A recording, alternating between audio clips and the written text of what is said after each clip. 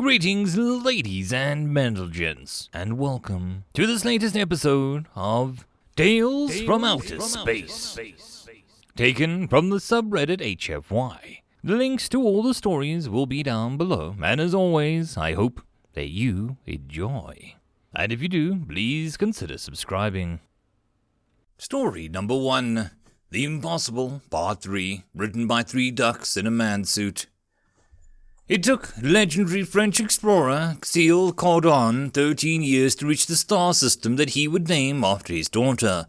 Dr. Reyes reflected as she flicked through her datapad, reading up on the history. The ship he traveled in was, at the time, absolutely bleeding-edge technology. It pushed physics to the limit and reached as close to light speed as humanly could make it go. It still took 13 years. The Sagan Dyson sphere had been a little under 1% complete when they crossed their fingers and activated the piece of technology that could not be tested, could not be proven to actually work. On September 19, 2199, the Cardone expedition finally had enough energy to break through the Cosmos-Shusha limit and open up the stable wormhole between now extinguished closest orbiting planet Broodmother and Earth. Dr. Reyes could only imagine what the moment would have been like from her home, sitting in a lab day and night, never knowing exactly if or when the receiver module would suddenly gather an absolute mountain of energy to open up a doorway to point at an unimaginably far away. She swiped her finger, turning the page in the new chapter. Transport was revolutionized overnight. Energy could be beamed from the Sagan directly to Earth through hundreds, tens of thousands of wormholes fixed in space along the Dyson sphere. 1% of the power drawn from the Sagan brought Earth more energy than it could possibly ever use. The point of the detractors questioned whether it was even necessary to finish it. Swiped again. The great San Francisco wormhole collapse of 2203 proved the hard way that keeping a wormhole open in a significant gravity well is not safe. The UEF Council ruled that the wormholes on Earth had to be justified and temporary, but even so, technology surged forward at a pace comparable to the Silicon Age of the dawn of the 21st century. But she pondered all of that was preceded by a journey through the endless expanse of space that lasted 13 years. She looked up at one of the screens in the control room. That one held the technical layout of the Zydus. The Scalay had been shocked to see the Sagan, but humanity had its own shock coming. The technology to warp space around the craft to cheat the lightspeed barrier was being slowly worked on by the Kozami labs and orbit around Earth. But research was still in its infancy. To have a ship that could subvert the speed limit of the universe dropped in the laps. Dr. Reyes was the senior scientific advisor for more or less everything that happened in the Juliana system. She had almost as much say in the sphere as Commander Church did, and she had direct authority over the Project Genesis. Despite that, she huffed, it not being her field. Politicians, one scientist, and the same in the next room. But this was arguably even more important. With firm relations, if they could secure the functioning warp drive for study. Talk about pressure. She went back to her pad, and the Scalay chief analyst had requested a meeting with her. It was important. Dr. Reyes read up on the human history and wouldn't want to embarrass the species. She will be here tomorrow, Commander. Church was still learning to read the subtle tells of the given by Scalay, but he was fairly sure Captain was nervous. I assume all the necessary preparations. You don't need to worry, Captain, he assured her. Your Broodmother will be perfectly safe here. I know you have heard of this already, but this is the first contact for us. We are not about to sour our first ever interstellar relationship through Rax etiquette when meeting a high-ranking official of the first time. Not to mention, our own leader will be present. You can bet that we'll take no risks. Captain's tongue flicked. Church had a distinct feeling that this was not common. When the captain had announced that their leader was coming to Prometheus, she had carried a certain sense of panic. You may have gathered that this is quite the honor. I am sure it is, and also that it is highly unusual. Also, yes. The truth is, Commander, this achievement of your race building this, Dyson sphere has never been done before. I suspect the Broodmother wishes to confirm firsthand that your species does not present a threat to the brood. Church had to find a small grin. Station staff at the last meeting had guessed almost exactly that was the reason for the surprise visit. Perfectly understandable, Captain. I'm sure she will find nothing concerning. We have a lot to offer each other, your species and mine.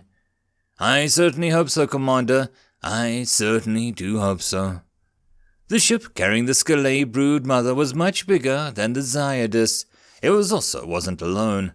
5 smaller escort ships preceded the appearance of the great hive ship, almost certainly warships, though no recognizable weapons could be detected. The Broodmother ship had no clear fore or aft. It was an irregular cloud-like disk, rotating as it moved, as if it didn't really matter which way it faced. It lowered itself to stop at a hover just above the facility, making the station staff a little nervous at 1,000 tons of unknown heavy materials hanging, guillotine-like, over their heads. Scalay from the escort craft disembarked first, bigger than the Scalay Church had already met. They were quite obviously the military division dedicated to the VIP escort. They wore violet-streaked armor and carried granular, spear-like weapons. Finally, the Broodmother disembarked. She was not like Church was expecting.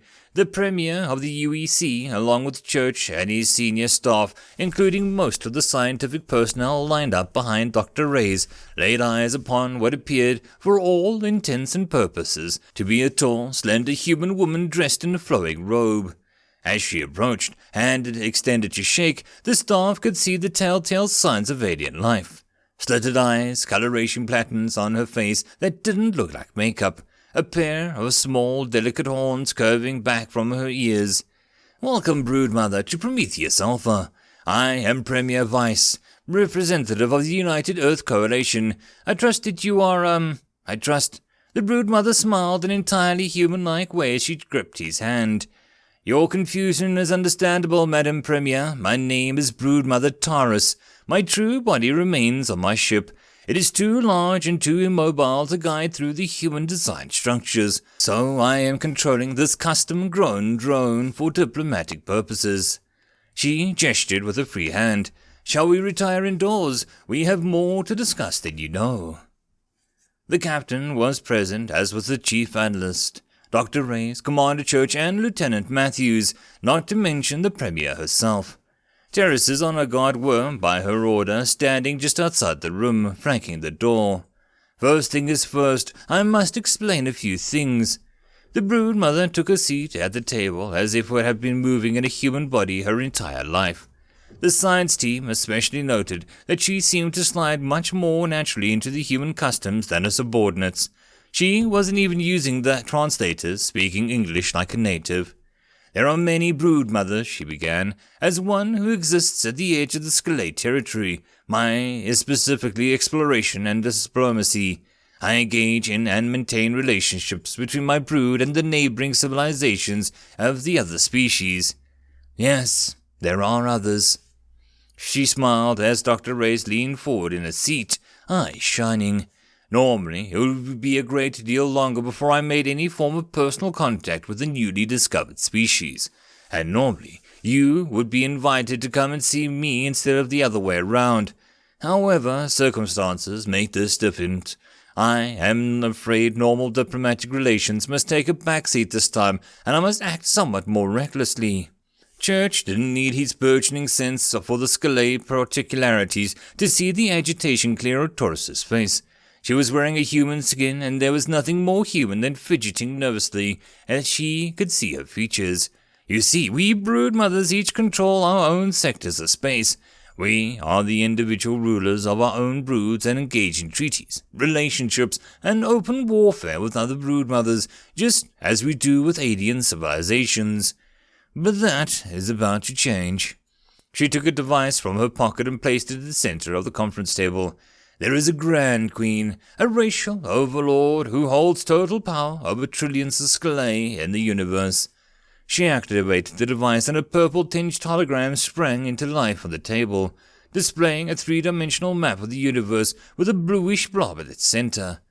She sleeps and wakes in a hibernation cycle, roughly a millennia of rulership followed by 800 years of sleep.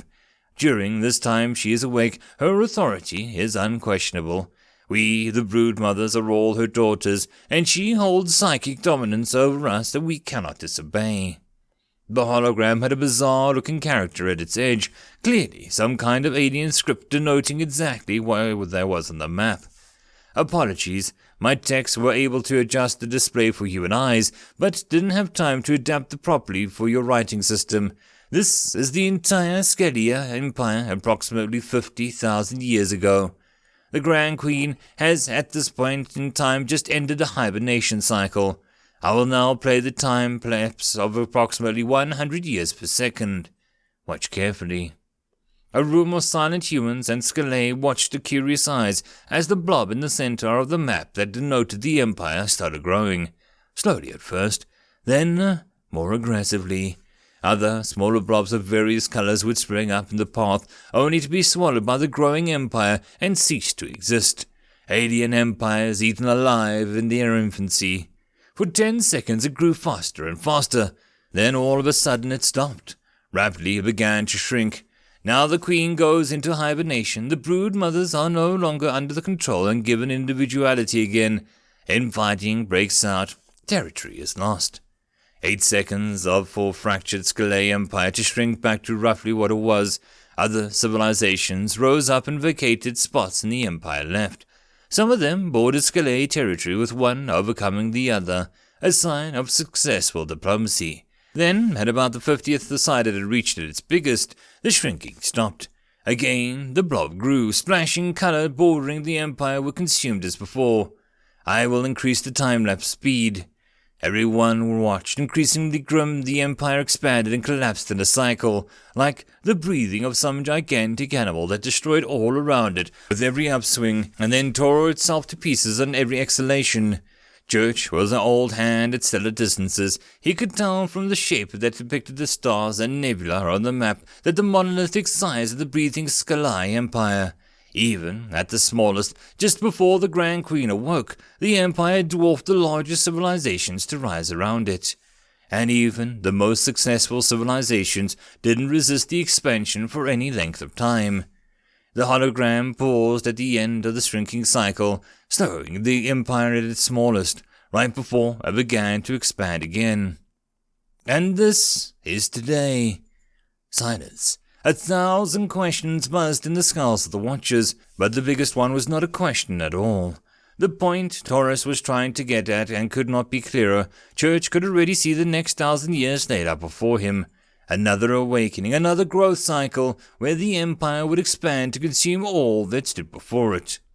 His blood ran cold. I practiced diplomacy. There was a clear, distraught look across Taurus's features. She looked almost on the verge of tears. But the Grand Queen, she does not. She is a conqueror. When she wakes, there will be no more talking. There will be no trade, no relations, no sharing scientific progress. There will only be war. And I can promise you, they will be wars that we will win. We have always won. I was born 900 standard years ago, created by the Grand Queen as a broodmother who would adapt to unusually strong enemies and destroy for her. That was my purpose.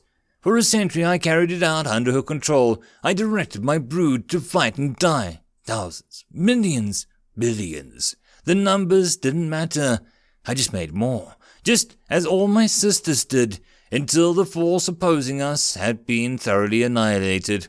It was only when she went to sleep, when I was finally allowed to think for myself, that I realized that there was a better way. That I went from warlord to diplomat.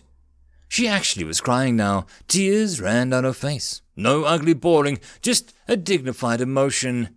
I have never told any of this to my species, but I've never encountered a species who could harness such power as you do.